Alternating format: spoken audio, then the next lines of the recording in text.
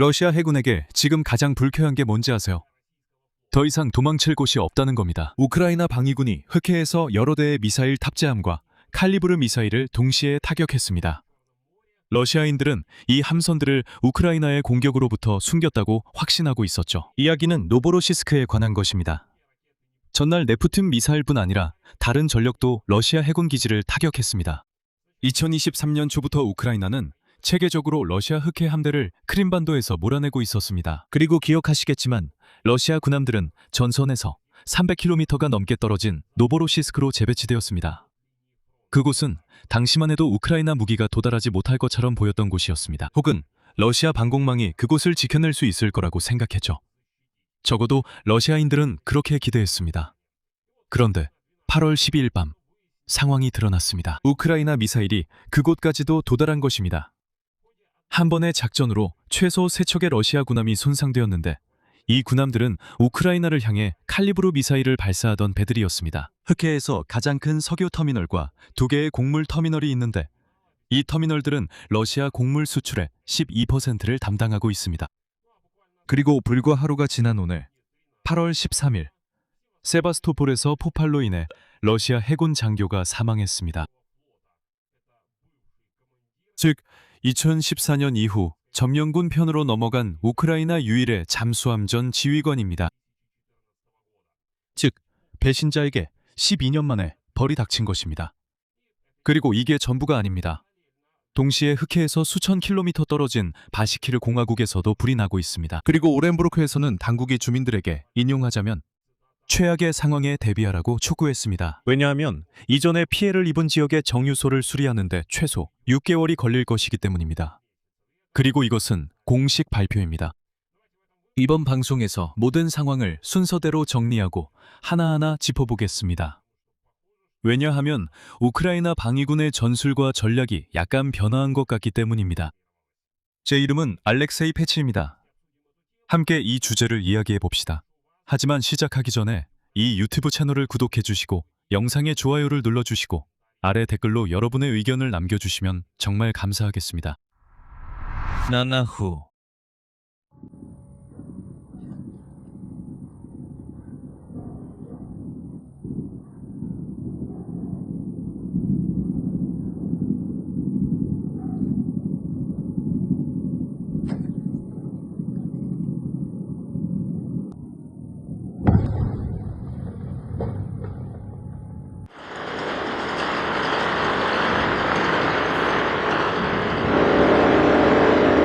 꺼져. 자, 이 개자식아. 더비로 날라갔어 이 개자식아. 아 씨발 개 같은 새끼야 바로 여기로 날라갔어 씨발.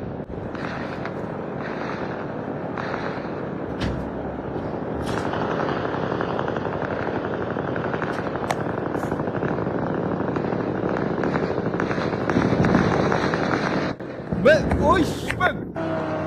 여기 있다, 씨발. 여기 있다, 쌍놈아, 씨발. 여기 있다. 완벽해.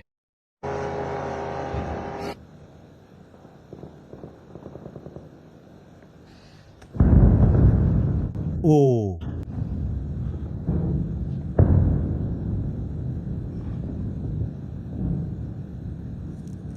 자, 그럼 당연히 노보로시스크부터 시작하겠습니다.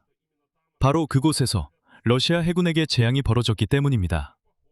그리고 이것은 우크라이나 방위군 군사작전의 새로운 국면이 막 시작된 것에 불과해 보입니다. 이에 대해 우크라이나 국방장관 대행 예부게니 흐마라가 이미 암시한 바 있습니다. 이어서 그의 인용문입니다. 우리는 러시아의 전쟁 기계를 무력화시키고 인프라, 한대, 물류를 파괴할 것입니다. 연료와 에너지 부문 시설들과 우크라이나를 상대로 전쟁에 동원되는 기업들도 파괴할 것입니다. 노보로시스크에서의 우리의 작전은 전례 없는 것이었습니다. 복합적인 공격은 미사일, 제트드론, 해상 무인정들로 이루어졌습니다. 그리고 우크라이나의 오신트 프로젝트는 이미 이 공격을 이렇게 불렀습니다. 인용하자면 우크라이나 방위군이 러시아에서 가장 방어가 철저한 도시 중 하나에 가한 가장 성공적인 공격 중 하나라고 했습니다. 곡물 및 준유 터미널이 타격을 받았습니다. 위성사진에서는 곡물 저장고와 운송 인프라 시설, 특히 곡물 사일로에 다수의 손상이 보입니다. 하지만 러시아 해군 기지 자체에 대한 공격 결과가 훨씬 더 흥미로웠습니다. 오신트 분석가들에 따르면 다음과 같은 선박과 함정이 타격을 받았습니다. 첫째, 칼리브르 미사일 발사대 부근에 손상을 입은 프리기탐 아드미랄 마카로프입니다. 또한 미사일이 장착된 후방 상부 구조물도 손상되었습니다. 둘째, 칼리브르 미사일 발사대 부근에 손상을 입은 프리기탐 아드미랄 에센입니다. 그리고 다음으로 266M 프로젝트 소해함이 손상되었습니다. 그리고 연구선 빅토르 체로코프도 손상되었습니다. 아직 확인되지 않은 22,160 프로젝트의 순찰함도 있습니다. 864 프로젝트의 정찰함 프야조비아는 선미 부분에 손상을 입었을 가능성이 있습니다. 그리고 또 하나 아직 확인되지 않은 화물선도 있습니다. 그러니까 보시다시피 손상된 함정들의 목록이 꽤 방대합니다. 또한 네 번째 잠수함 여단의 해안 기반 시설에 대한 타격도 별도로 확인되었습니다. 그리고 셰스하리스 석유 수출 터미널도 공격을 받았습니다. 사진에서는 대형 유조선을 담당하는 주요 부두에 타격이 가해진 것이 보입니다. 우크라이나 국방부 정보 총국에서 공식 확인이 있었습니다. 정보 총국 보도실에서는 8월 11일에서 12일 밤 이미 언급된 선박들 외에도 그루쇼바야 유류기지의 인프라가 타격을 받았다고 밝혔습니다. 셰스하리스 유류터미널과 S-300 방공 시스템에 속한 레이더 기지도 타격을 받았습니다. 그러니까 이 항구를 우크라이나의 공격으로부터 보호해야 했던 시스템이 오히려 우크라이나의 공격을 받은 셈입니다. 이 작전의 성공은 나중에 블라디미르 젤렌스키 대통령이 직접 확인했고 그는 이 작전을 복합적이라고 불렀습니다. 그리고 여기서 그 규모가 정말 놀랍습니다. 그리고 마침내 노보로시스크에 사용된 무기의 종류에 대한 세부 정보가 공개됐습니다. 다음은 젤렌스키의 인용문을 소개하겠습니다. 여러분은 손가락으로 꼽아가며 몇 가지 종류의 무기가 사용됐는지 세어보시기 바랍니다.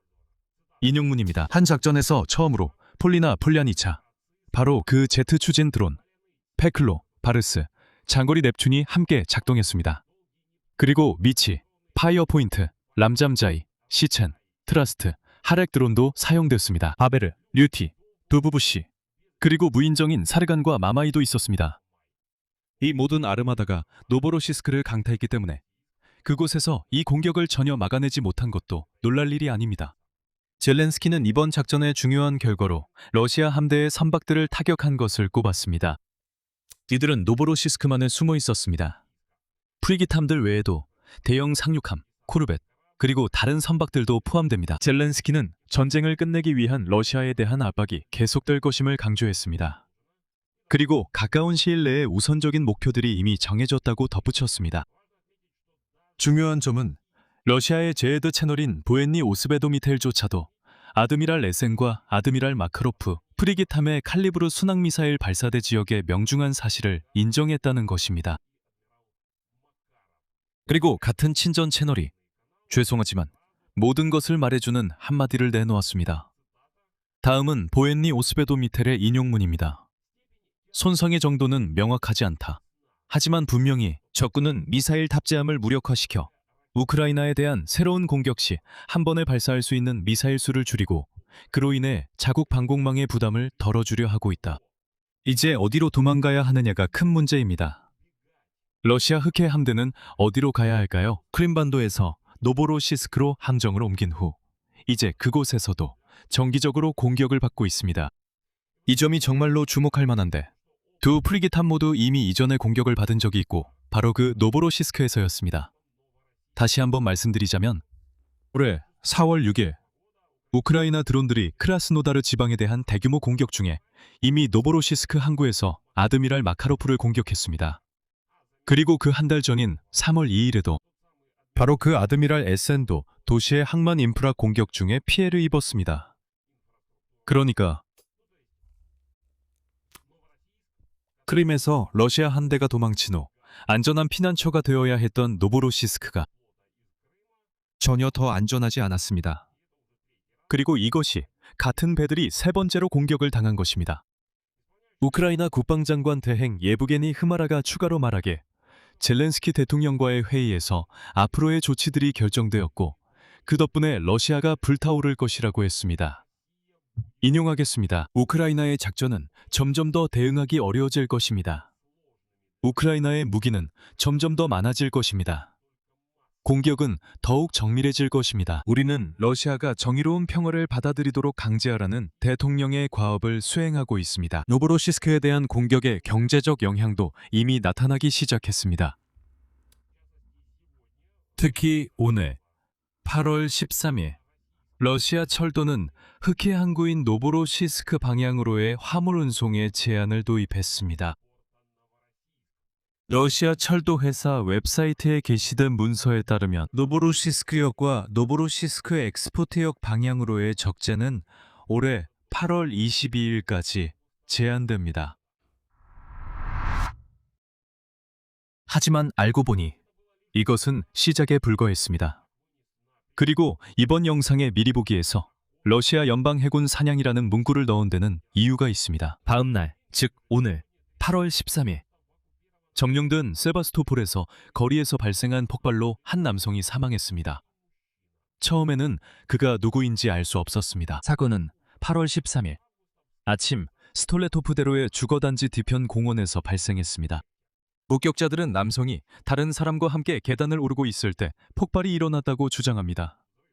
폭발이 너무 강력해서 지나가던 사람들은 처음에 드론이 집을 공격한 줄 알았다고 했습니다.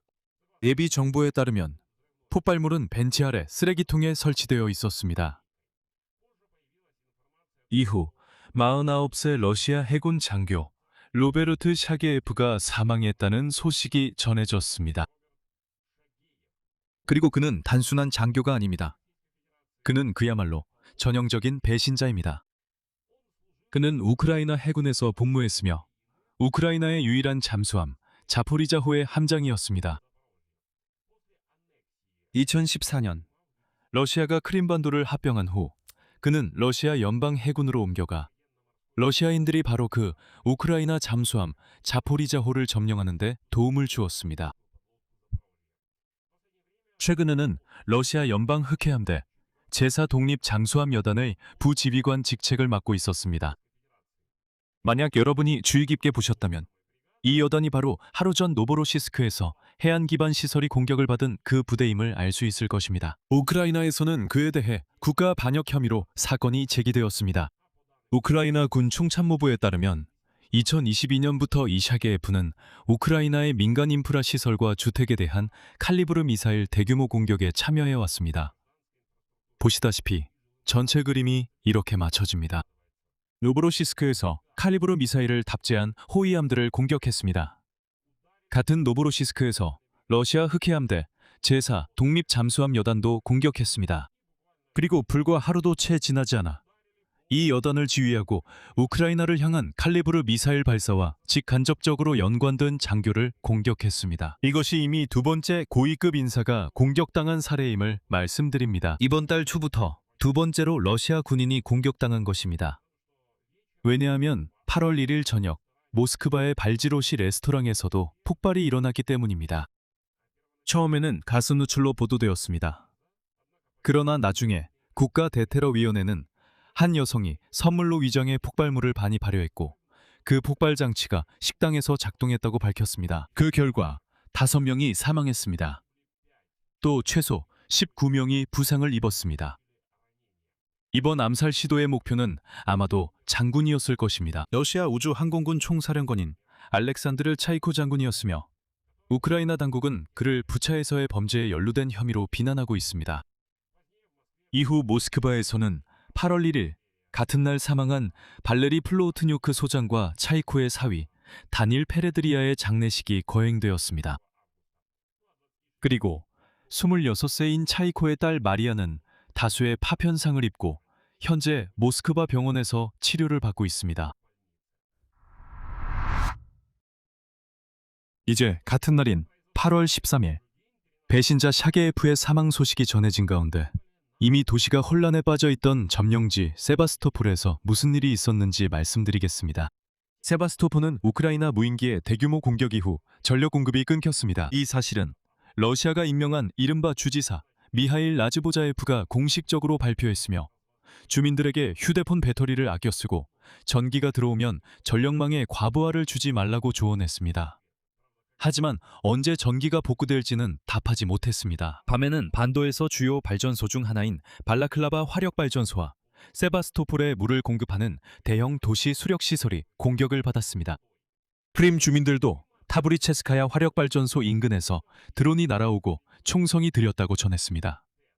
그 전에 세바스토폴에서는 7월 27일에 전기가 완전히 끊긴 적이 있습니다. 그리고 그때 바로 그 라즈보자 F가 이것을 도시 외곽의 전력망 과부하 때문이라고 설명했습니다. 그리고 그보다 더 이전인 7월에는 세바스토폴에서 에너지 부족으로 인해 하루에 단 6시간만 전기가 공급되는 단전 일정이 도입됐습니다. 거기서는 2시간씩 전기가 들어오고 6시간씩 끊겼어요. 이제는 더 멀리 이동해 봅시다. 같은 날인 8월 13일, 흑해에서 수천 킬로미터 떨어진 곳에 있는 바슈코르토스탄도 대규모 공격을 받았습니다. 아침에 우크라이나 드론이 살라바트시를 공격했습니다. 가즈프롬 네프테임 살라바트 정유 공장이 공격을 받았습니다. 참고로 이 목표물의 규모는 정말 인상적입니다. 이곳은 가즈프롬의 최대 석유화학 기업으로 연간 750만 톤의 원유를 정제할 수 있습니다. 이렇게 전체적으로 합치면 이는 러시아 전체 정제량의 거의 3분의 1에 해당합니다. 그리고 이것은 이번 달에 이 정유소에 가해진 두 번째 타격입니다. 그 전에 우크라이나 무인기가 7월 14일 같은 정유소를 공격했습니다. 그 결과 AVT-6과 AVT-4라는 두 개의 1차 정제 설비가 손상되었습니다. 그때 그 공장은 완전히 가동을 중단했고 복구를 위해 몇 주에서 몇 달이 걸릴 수도 있었습니다. 그리고 오늘 우크라이나 방위군이 그곳을 완전히 마무리했습니다. 즉 그곳은 원래도 수리 중이었습니다. 그리고 그곳을 한 번 더 타격했습니다. 그 수리가 최대한 오래 걸리도록 말이죠.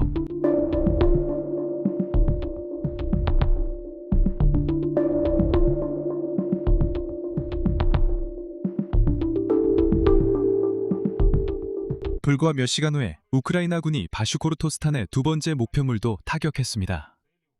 포나리. 빗나갔네요. 하나 저기 또 하나 있네요.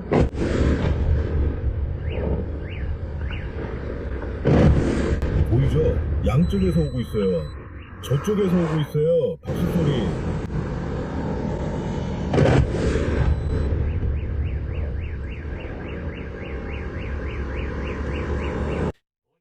체시민스키 지역의 농업기술센터 아그로파크에 위치한 와일드베리스 물류센터가 8월 13일 아침에 공격을 받았습니다. 그리고 곧바로 인터넷에는 단 1분 만에 세 대의 드론이 창고로 급강하해 폭발이 일어나는 영상이 올라왔습니다. 와일드베리스를 겨냥한 이번 전체 캠페인의 규모도 상당히 인상적입니다. 수치만 봐도 알 수 있습니다. 우크라이나 군대는 7월 18일부터 이 회사의 물류 인프라를 타격하기 시작했습니다. 그 이후로 약 20개의 물류센터가 공격을 받았습니다. 일렉트로스탈, 크라스노다르, 니벤나 네비노미스크, 예카테린부르크, 상트페테르부르크, 크림반도에서도 불이 났고 그 외에도 여러 곳이 있습니다. 적어도 14곳 이상이 완전히 불에 탔습니다. 그리고 이미 8월 8일까지 러시아 최대 마켓플레이스는 창고 용량의 3분의 1을 잃었습니다. 오늘은 거기에 창고 하나가 더 추가됐습니다. 그리고 화재로 소실된 상품의 가치는 가장 보수적으로 잡아도 거의 5천억 루블에 달합니다. 그리고 이 요약에 마지막 한 가지를 덧붙이겠습니다. 이것이 바로 모든 이런 타격들이 들어맞는 연료 위기의 전체적인 그림입니다. 8월 초부터 최소 4곳의 정유 공장이 우크라이나의 공격 이후 원유 정제를 중단했습니다. 이것은 오렌부르크주에 위치한 오르스크네프테오르그 신테즈입니다. 튜멘주의 자프시브네프테임, 그리고 사라토프와 볼고그라드 정유소도 포함됩니다. 그리고 오렌부르크주의 주지사 예브게니 솔체프는 오늘 8월 10일 드론 공격을 받은 오르스크 정유소를 복구하는 것이 그가 말하길 이 지역에서 유일한 대형 공장인데 아직 복구할 수 있는 방법이 없다고 했습니다. 연간 거의 600만 톤의 생산 능력을 가진 이 공장은 매년 약 60만 톤의 휘발유와 거의 200만 톤의 디젤 연료를 생산합니다. 핵심 인프라가 피해를 입었습니다. 그리고 이제 오렌부르크 주지사의 아주 인상적이고 상징적인 발언을 인용해드리겠습니다. 그는 이렇게 말했습니다. 상황이 그곳에서는 복잡합니다. 장비는 수입산입니다. 제재를 감안하면 수리 기간이 6개월까지 길어질 수 있습니다. 최악의 시나리오에 대비하고 있습니다. 그의 말에 따르면 지역은 외부에서 들여오는 연료에 의존해야 하며 주유소에서는 특수 차량이 우선적으로 연료를 공급받게 될 것입니다. 전날 지역 당국은 휘발유 판매 한도를 다시 도입했으며 1인당 최대 30리터로 제한했습니다. 그리고 주유소의 대기열을 통제하기 위해 경찰을 보냈습니다. 왜냐하면 그곳에서 러시아인들이 30리터의 휘발유를 먼저 넣기 위해 서로 싸우고 있기 때문입니다. 그리고 그렇습니다. S&P 글로벌의 분석에 따르면 올해 초부터 최소 26개의 정유 공장이 공격으로 인해 작업이 중단되었습니다. 그중 7곳은 6월 말까지도 생산을 회복하지 못했습니다. 정유 공장에 대한 지속적인 공격의 결과 러시아의 정유 생산량은 2002년 5월 이후 최저 수준으로 떨어졌습니다. 이는 하루에 약 350만 배럴을 약간 넘는 수준입니다. 그리고 7월 말에는 러시아에서 휘발유 부족 상황이 잠시나마 개선되었는데 그 이유는 카자흐스탄, 인도 등에서 수입을 시작했기 때문입니다. 그리고 8월 중순쯤에는 최소 16개 지역의 주민들이 다시 주유소에서 줄을 서야 하고 휘발유 판매 제한에 대해 불평하기 시작했습니다. 그리고 보시다시피 인도에서 연료를 수입한다고 해도 이 모든 상황이 해결되지는 않습니다. 그리고 최근에는 러시아인들이 이 수입을 크게 늘리고 있다는 소식도 나왔습니다. 자, 어떤 상황인지 한번 보시죠. 인도는 값싼 러시아산 원유를 사들이고 거기에 추가로 할인을 받아냈습니다. 인도는 자국 정유소에서 그 원유를 정제한 뒤 시장 가격으로 러시아인들에게 비싼 휘발유를 판매하고 있습니다. 러시아인들은 이 휘발유를 기꺼이 살 수밖에 없습니다. 왜냐하면 다른 선택지가 없기 때문입니다. 여기서 말을 줄이겠습니다. 여러분의 의견과 결론을 이 영상 아래 댓글로 남겨주세요. 여러분, 독립 유튜브 채널의 활동을 지원하고 싶으시다면 정말 감사하겠습니다. 이것은 이 영상 설명에 있는 링크와 계좌를 통해 어떤 형태로든 후원하실 수 있고 또는 여기 유튜브 플랫폼에서 멤버십을 통해서도 가능합니다. 이 영상 아래에 있는 가입 버튼을 눌러서 여러분께 편리하고 적합한 방식을 선택하실 수 있습니다. 금액도 아주 소액이니 어떤 형태로든 여러분의 지원에 진심으로 감사드립니다. 채널을 구독하시고 좋아요를 눌러주시고 새 영상이 올라올 때마다 알림을 받을 수 있도록 알림 설정도 해주세요. 오늘은 여기까지입니다. 건강 조심하세요. 모두 안녕히 계세요.